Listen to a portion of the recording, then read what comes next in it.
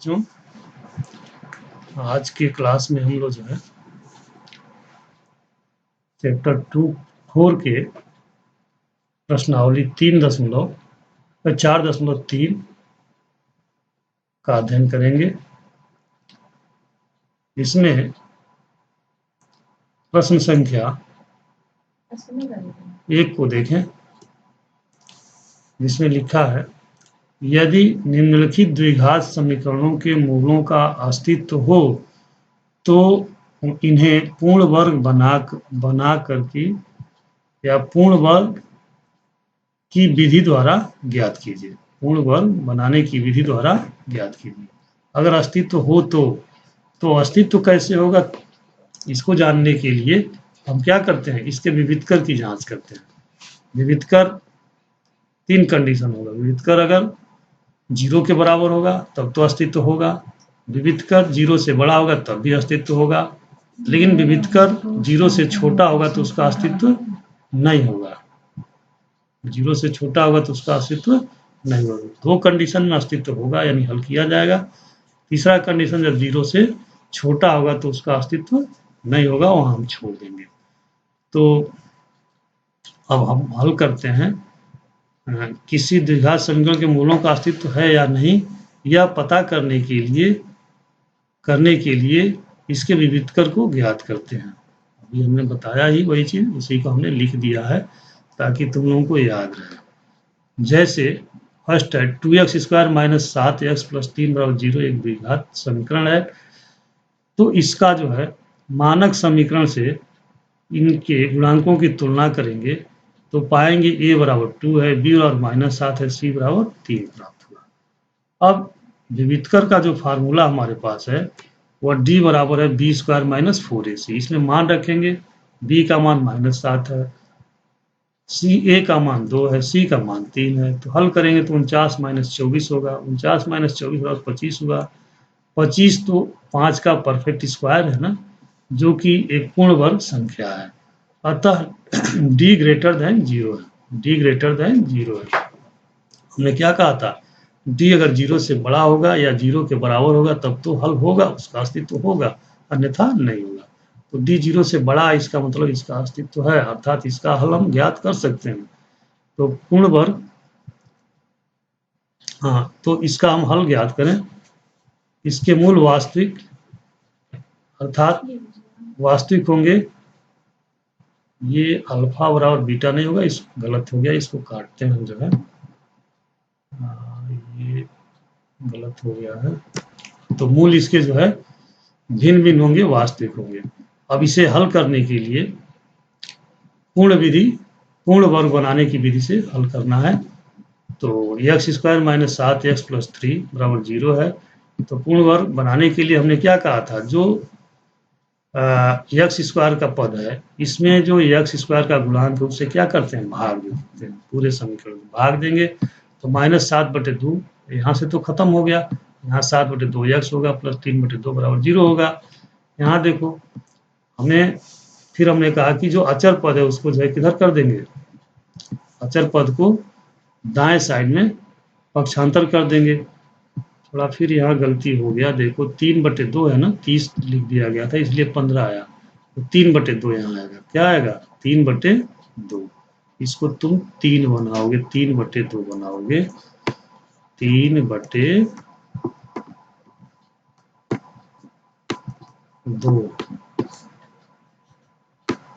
3/2 होगा।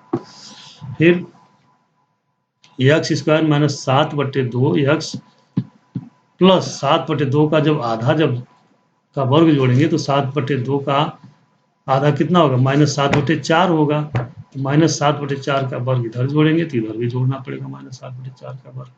फिर जब इसको सरल करेंगे तो सरल करने के बाद से हमको ये मिलेगा, x - 7/4 = प्लस माइनस कहानी में 25/16 होगा।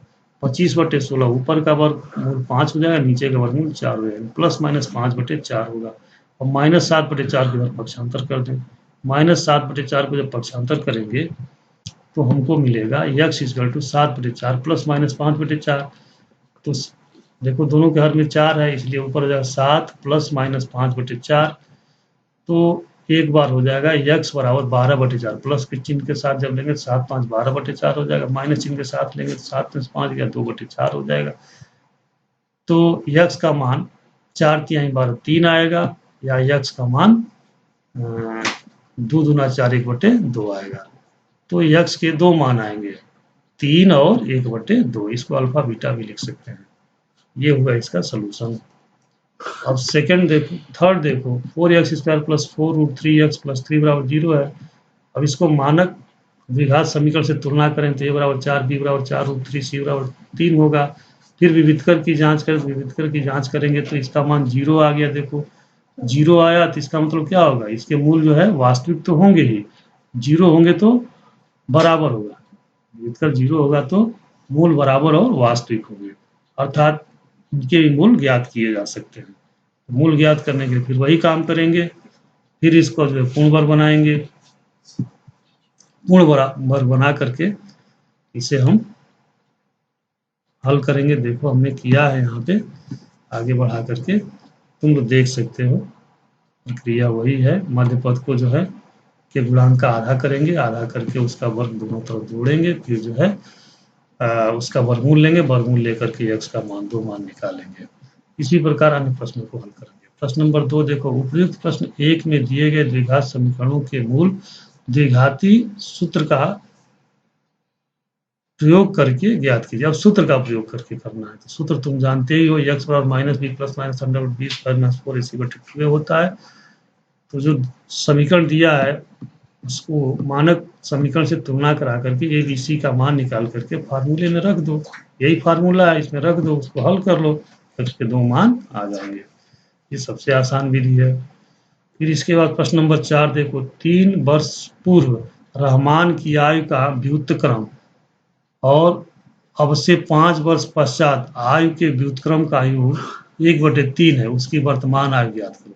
प्रश्न ये ठीक है, 3 वर्ष पूर्व रहमान की आयु का व्युत्क्रम और अब से 5 वर्ष पश्चात आयु के व्युत्क्रम का योग 1/3 है, उसकी वर्तमान आयु ज्ञात करो। तो रहमान की वर्तमान आयु कितना मान लेंगे, x। 3 वर्ष पूर्व की आयु कितनी हो जाएगी, 3 वर्ष पूर्व की बात करते हैं x-3, और 5 वर्ष बाद पश्चात उसकी आयु कितनी हो जाएगी, x+5। दोनों का व्युत्क्रम, व्युत्क्रम का मतलब उल्टा, तो 3 वर्ष पहले उसका व्युत्क्रम हो जाएगा 1/x-3, और 5 वर्ष पश्चात आयु का व्युत्क्रम क्या हो जाएगा 1/x+5। इन दोनों का योग 1/3 है। जोड़ेंगे, इसको सिंप्लीफाई करेंगे, सरल करेंगे तो समीकरण बनेगा। समीकरण हो गया x² - 4x - 21 = 0। फिर अब गुणनखंड विधि से इसको हल करेंगे, तो मध्य पद को 2 भागों में तोड़ेंगे, तोड़ने के बाद से जो है ये 2 खंडों में हमको प्राप्त होगा। पहला खंड हो गया x-7, दूसरा खंड हो गया x+3। फिर 0 करेंगे, x का मान 7, x का मान -3 है, तो आय तो निगेटिव होता नहीं है, तो ये हो जाएगा अस्वीकार। तो स्वीकार्य क्या होगा, 7, यानी इसका उत्तर क्या होगा, 7। अब प्रश्न नंबर 5 देखो, एक क्लास टेस्ट में शेफाली की गणित और अंग्रेजी में प्राप्त किए गए अंकों का योग 30 है। यदि उसको गणित में 2 अंक अधिक और अंग्रेजी में 3 अंक कम मिले होते तो उनके अंकों का गुणनफल 210 होता। उसके द्वारा दोनों विषयों में प्राप्त किए अंक ज्ञात कीजिए। देखो प्रश्न कितना अच्छा है। एक क्लास टेस्ट में शेफाली के गणित और अंग्रेजी के प्राप्त किए गए अंकों का योग 30 है। तो अगर मान लो वह गणित में x पाई, तो अंग्रेजी में कितना हो जाएगा, 30 - x हो गया। यदि उसके गणित में 2 अंक अधिक, यानी x+3 हो जाएगा, और अंग्रेजी में 3 अंक कम मिले हैं, यानी कि x - 30 - x -3 हो जाएगा, तो उनके अंकों का गुणनफल 210 होता है। तो उनका गुणा करें तो 210 हो जाएगा। तो फिर उनका जो है भिन्न भिन्न विषयों में अंक बताना है। तो माना शेफाली गणित में x अंक प्राप्त की, इसलिए अंग्रेजी में प्राप्त अंक 30 - x हो जाएगा। फिर जो है कह रहा है कि अंग्रेजी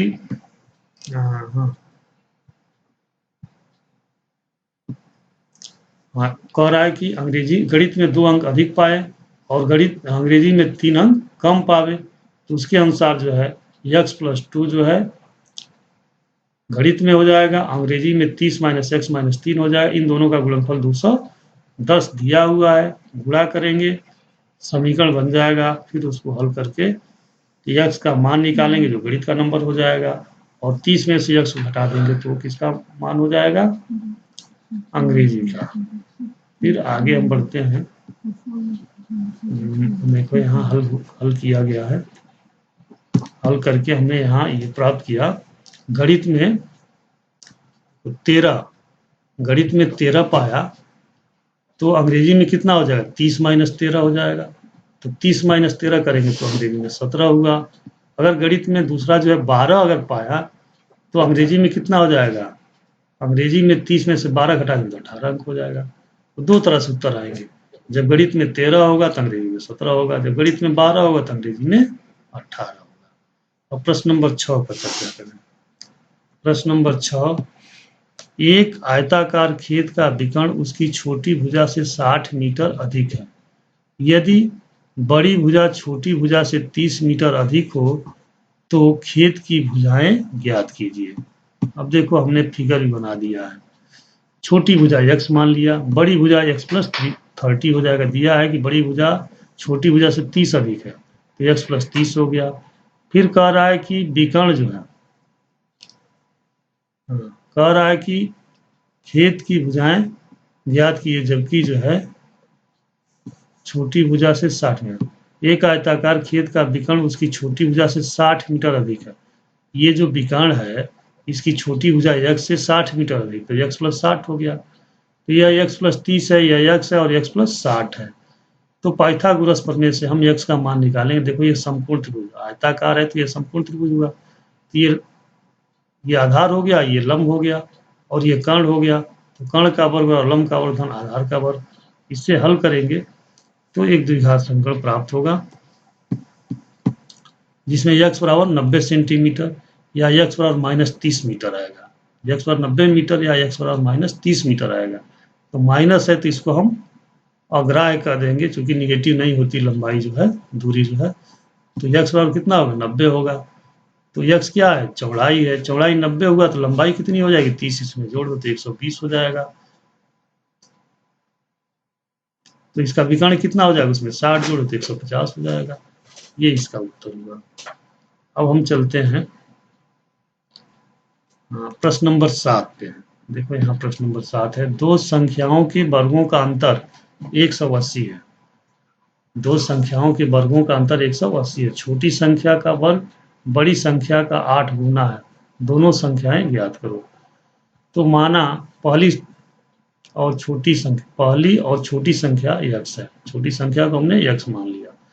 तो पहली शर्त से कह रहा है कि बड़ी संख्या का वर्ग बराबर छोटी संख्या के वर्ग ऋण 100 नहीं, बड़ी संख्या का वर्ग ऋण छोटी संख्या का वर्ग बराबर 180 दिया हुआ है कि दोनों संख्याओं के वर्गों का अंतर जो है 180 है।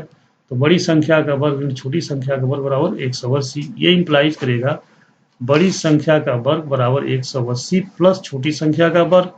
तो बड़ी संख्या का जब वर्गमूल निकालेंगे तो बराबर हो जाएगा कड़ी में 180 प्लस छोटी संख्या x है तो x² हो जाएगा। दूसरी शर्त से छोटी संख्या का वर्ग बड़ी संख्या के 8 गुने, बड़ी संख्या के 8 गुने के बराबर है। तो बड़ी संख्या कितनी है, करणी में 180 माइनस प्लस x² है। तो इसका 8 गुना क्या हो जाएगा, 8 गुणे करणी में 180 प्लस x² हो जाएगा। तो यहाँ से x², छोटी संख्या क्या है, x है, तो इसका जब वर्ग करेंगे छोटी संख्या का वर्ग x² बराबर 8 करणी में 180 प्लस x² होगा।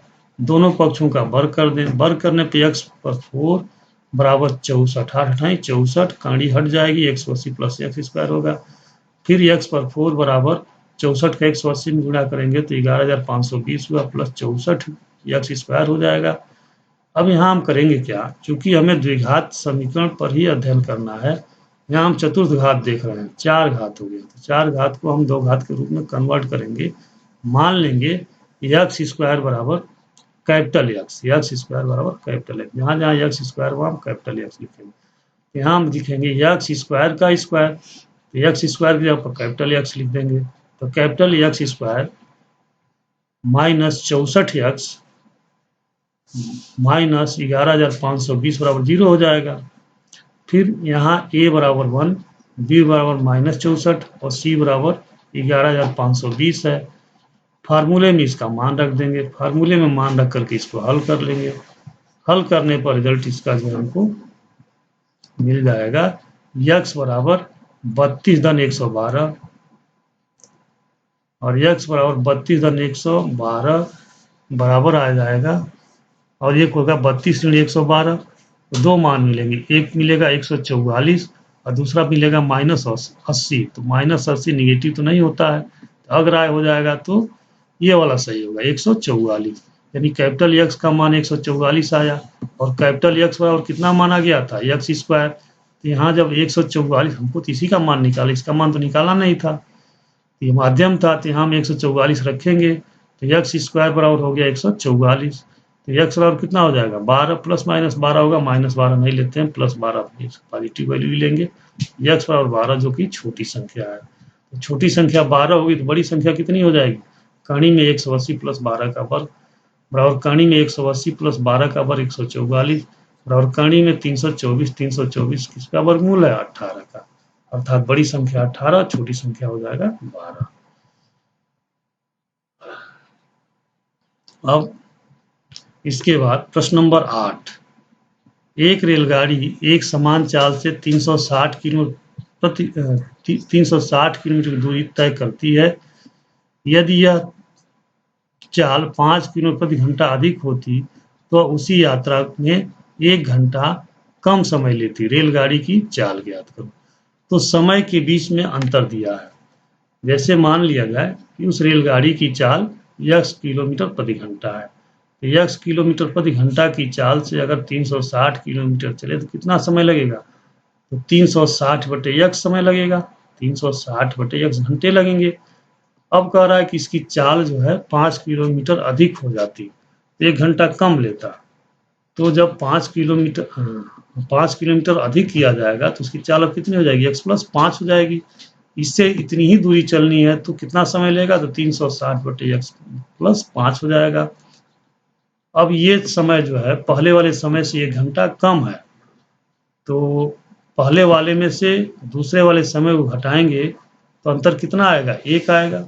देखो, या ऐसे भी लिख सकते हैं प्रश्नानुसार 360/x बराबर 360/x + 5 बराबर +1 हो जाएगा, क्योंकि यह 1 घंटा कम था, इसमें 1 जोड़ दिया तो अब इसके बराबर हो गया। अब फिर इसको जब हल करेंगे तो यहाँ से द्विघात समीकरण बनेगा हमारा x² + 5x - 1800 बराबर 0। अब इसको जब हल करेंगे तो उत्तर इसका आएगा x बराबर 40 किलोमीटर प्रति घंटा। हमने उत्तर दे दिया है, इसे तुम लोग हल कर लेना, चाहे फार्मूले से, चाहे जो है पूर्ण वर्ग बना करके, चाहे जो है गुणनखंड भी से, जिससे भी कर लो।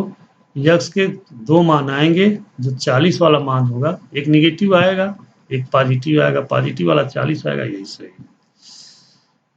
प्रश्न नंबर 9, 2 पानी के नल एक साथ एक हौज को 9 सहित 3/8 घंटों में भर सकते हैं। बड़े व्यास वाला नल हौज को भरने में कम व्यास वाले नल से 10 घंटे कम समय लेता है। प्रत्येक द्वारा अलग से हौज को भरने के समय ज्ञात कीजिए। मतलब 2 नल हैं, एक जो है चौड़े व्यास वाला है और एक बड़े व्यास वाला, और एक जो है छोटे व्यास वाला है, यानी उसका मुंह, जो नल का मुंह है, एक का चौड़ा है दूसरे का पतला है। तो दिया है दोनों के अलग अलग स्पीड दिया है कि दोनों पानी के नल एक साथ हौज को 9 सहित 3/8 घंटों में भर देते हैं। बड़े व्यास वाला नल हौज को भरने में कम व्यास वाले नल से 10 घंटे कम समय लेता है। ठीक है, तो प्रत्येक द्वारा अलग अलग हौज को भरने का समय बताओ। तो माना जाएगा यहाँ पे, माना छोटे व्यास वाला नल उस हौज को x घंटे में भर देगा, तो बड़ा व्यास वाला नल एक्स माइनस 10 घंटे से 10 घंटा कम में ही भरेगा तो एक्स माइनस 10 घंटे में भर देगा। प्रत्येक की प्रति घंटा हौज को भरने की दर क्या होगी, यानी प्रत्येक की क्षमता क्या होगी। अगर एक एक्स घंटा में भरता है तो उसकी क्षमता क्या होगी, 1/x भाग होगा। ठीक है। दूसरा एक्स माइनस 10 घंटे में भरता है तो उसकी क्षमता 1/x माइनस 10 होगा। इकाई निकालेंगे तो यदि यह दोनों नल एक समय में एक साथ खोल दिए जाए तो प्रत्येक घंटे में कितना भरेंगे, तो 1/x धन 1/x प्लस x माइनस 10 भाग भर देंगे प्रत्येक घंटे। परंतु दिया है कि 9 से 3/8 घंटा में जो है, यानी 75/8 घंटे में हौज पूरा भर जाता है, काम कंप्लीट हो जाता है। तो 75/8 घंटे में भरा भाग 1 है, तो 75/8 घंटे में प्रत्येक घंटा कितना पानी भर रहा है, तो 1/x धन 1/x प्लस x माइनस 10 भाग भर रहा है। तो 75/8 घंटे में कितना भरेगा, तो इसका गुणा कर देंगे, बराबर हो जाएगा 1। इसको जब हल करेंगे तो यहाँ से द्विघात समीकरण हमको मिल जाएगा। ये द्विघात समीकरण है। 8x² माइनस 230x प्लस 750 बराबर 0 आएगा। और फिर इसको हम जो है हल कर लेंगे, तो हल करने के बाद से हमारा उत्तर जो आवे, हल करके उसका उत्तर हम x का मान निकालेंगे।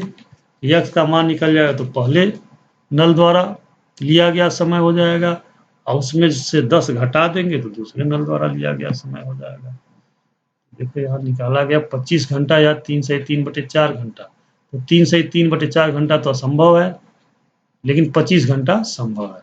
तो छोटा नल जब 25 घंटा लेता है तो बड़ा नल कितना लेगा, उसमें से 25 में 10 घटा तो कितना होगा, 15 घंटा भर देगा। ये उत्तर हो जाएगा। संपूर्ण सॉल्व है, उसको देख लेंगे तुम लोग। प्रश्न नंबर 10,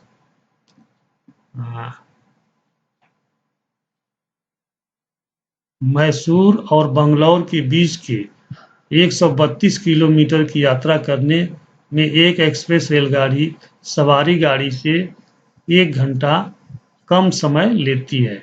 यदि एक्सप्रेस रेलगाड़ी की औसत चाल सवारी गाड़ी की औसत चाल से 11 किलोमीटर प्रति घंटा अधिक हो तो दोनों रेलगाड़ियों की औसत चाल ज्ञात कीजिए।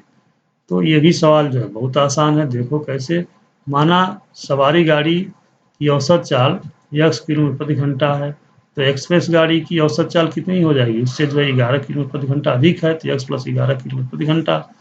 प्रश्नानुसार 132 दूरी दोनों को चलना है, 132 किलोमीटर ये भी चल रहा है, तो इसके द्वारा लिया गया समय 132/x हो जाएगा। एक्सप्रेस गाड़ी द्वारा लिया गया समय 132/x प्लस 1 होगा, लेकिन ये जो है समय इससे 1 घंटा कम है, तो प्लस 1 कर देंगे, बराबर हो गया। अब यहाँ से हम समीकरण बनाएंगे, समीकरण बना करके हल करेंगे। इसका उत्तर आएगा 33 और 44।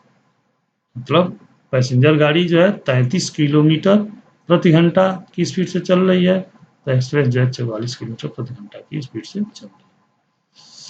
अब प्रश्न नंबर 11, 2 वर्गों के क्षेत्रफलों का योग 468 वर्ग मीटर है।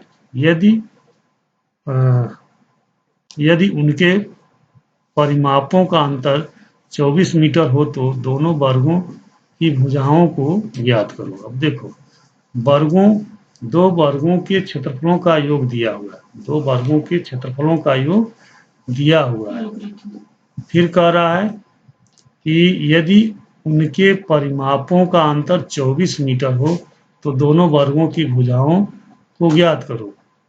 हल, माना पहले वर्ग की भुजा x मीटर, पहले वर्ग की भुजा x मीटर है, तो पहले वर्ग का परिमाप कितना हो जाएगा, 4x। वर्ग की या आयत का परिमाप क्या होता है, वर्ग का परिमाप होता है 4 गुणे भुजा। ठीक है, तो 4 गुणे x, एक भुजा की माप x है तो 4 भुजाओं का माप कितना हो, 4x हो जाएगा। दूसरे वर्ग का परिमाप, पहले वर्ग के परिमाप, दूसरे वर्ग का परिमाप, पहले वर्ग का परिमाप बराबर 24 दिया हुआ है, तो फिर इसको जो है दूसरे वर्ग के परिमाप में से पहले वर्ग का परिमाप घटावें तो कितना हो जाएगा, 24। तो पहले वर्ग दूसरे वर्ग का परिमाप अभी हमने निकाला कितना, मालूम नहीं, पहले वर्ग का परिमाप तो मालूम है, तो दूसरे वर्ग का परिमाप बराबर हो जाएगा 24 प्लस पहले वर्ग का परिमाप।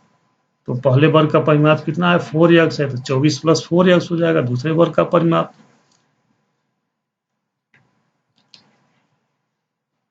फिर दूसरे वर्ग का परिमाप 24 प्लस पहले वर्ग का परिमाप होगा, 24 प्लस 4x हो जाएगा, 4x मीटर। दूसरे वर्ग की भुजा कितनी हो जाएगी, तो परिमाप बटे 4 हो जाएगा।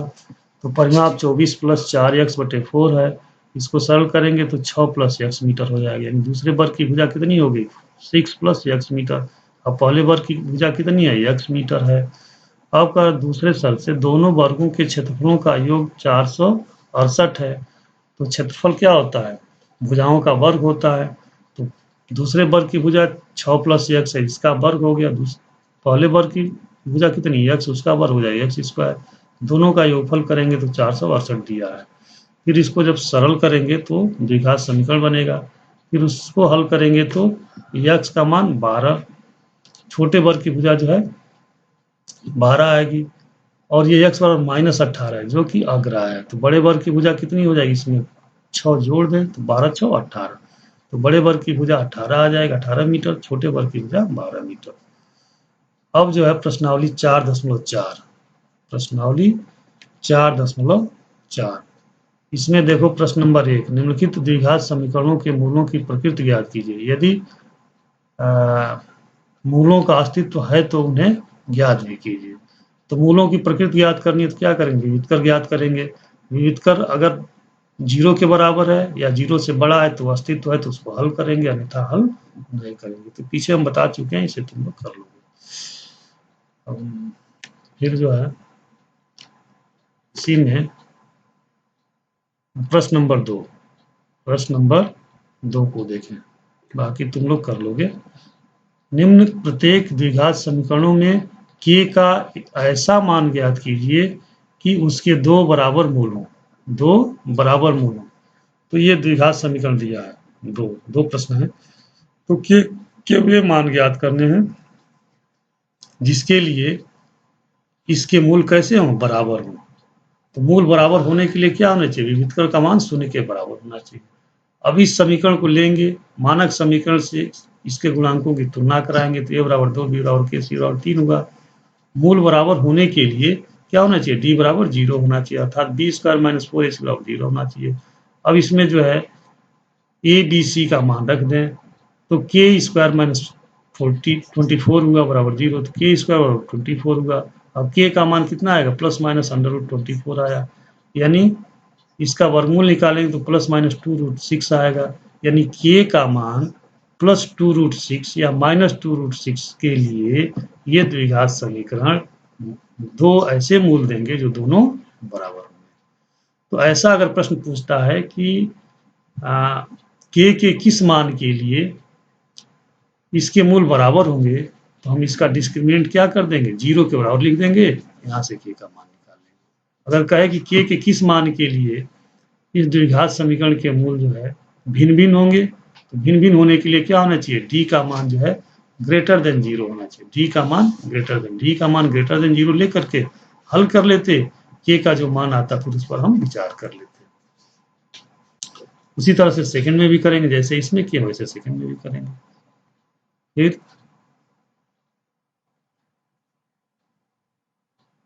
इसके बाद प्रश्न नंबर 3 है, देखो, क्या ऐसी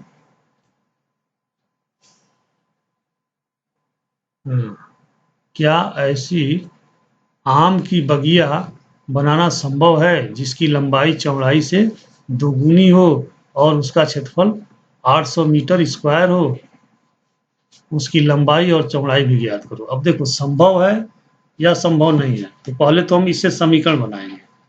देखो हमने समीकरण बना लिया, समीकरण बन जाने के बाद से फिर हम देखेंगे कि क्या इसका हल निकल जा रहा है, हल निकल जाएगा तो संभव है, हल नहीं निकलेगा, हल निकलने के बाद जो मान निकलता है वह अगर वास्तविक संख्या है, परिमेय संख्या है, तब तो जो है संभव है, काल्पनिक संख्या आ जाए तो संभव नहीं है। तो देखो हमने हल किया, x का मान प्लस माइनस 20 आया तो संभव तो है, ऐसी बगिया तो बनाई जा सकती है जिसकी लंबाई और चौड़ाई बराबर हो। फिर उसी तरह से प्रश्न नंबर 4 है, क्या निम्न स्थिति संभव है? यदि है तो उसकी आयु ज्ञात करो। दो मित्रों की आयु का योग 20 वर्ष है। 4 वर्ष पूर्व उसकी आयु का गुणनफल 48 था। तो अब फिर इससे हम समीकरण बनाएंगे जो कथन दिया है। समीकरण बनाने के बाद से हम इसका डिस्क्रिमिनेंट या विविधकर ज्ञात करेंगे। विविधकर देख रहे हैं -48 आ गया। अब सोचो -48 मतलब निगेटिव संख्या आ गई। डी जो है निगेटिव संख्या, डी लेस देन 0 हो गया। जब डी लेस देन 0 होता है तो उसका हल हम नहीं ज्ञात कर सकते, यानी उसके मूल जो है काल्पनिक हो जाएंगे, अर्थात ये कथन संभव नहीं है, ऐसा नहीं हो सकता। फिर प्रश्न नंबर 5 में देखो, प्रश्न नंबर 5, क्या परिमाप 80 मीटर तथा क्षेत्रफल 400 मीटर स्क्वायर के एक पार्क को बनाना संभव है? यदि है तो उसकी लंबाई और चौड़ाई ज्ञात करो। फिर यहाँ देखो हम समीकरण को तैयार करेंगे। देखो हमने बनाया है यहाँ पे, क्योंकि परिमाप होता है लंबाई धन चौड़ाई गुणे 2 बराबर दिया 80, तो यहाँ से लंबाई धन चौड़ाई बराबर 40, तो चौड़ाई बराबर हो जाएगा 40 माइनस लंबाई। चौड़ाई लंबाई को x मान लिया गया है, 40 माइनस x हो गया चौड़ाई। और प्रश्नानुसार क्षेत्रफल बराबर 400 है, तो क्षेत्रफल क्या होता है? लंबाई गुणे चौड़ाई, तो x गुणे 40 माइनस x बराबर 400। यहाँ से हम समीकरण बना लिए, समीकरण ये मिला हमको। अब इसका डिस्क्रिमिनेंट निकालेंगे। डिस्क्रिमिनेंट को निकाला तो हमने देखा कि 0 आया, डी का मान 0 आ गया। डी का मान 0 होगा तो क्या होगा? मूल वास्तविक और बराबर होंगे। मूल वास्तविक और बराबर होंगे। मूल वास्तविक और बराबर है तो इसको हम हल कर सकते हैं, हल करके निकाल लेंगे उसकी x का मान। ये उत्तर हुआ। अब इसके बाद ये प्रश्नावली भी खत्म हुआ। चैप्टर 4 के सारे सवाल हो गए। चैप्टर 4 के विषय में हम काफी तुम लोगों को बता भी दिए। इसके बाद भी कोई डाउट हो तो तुम हमसे पूछ सकते हो। धन्यवाद।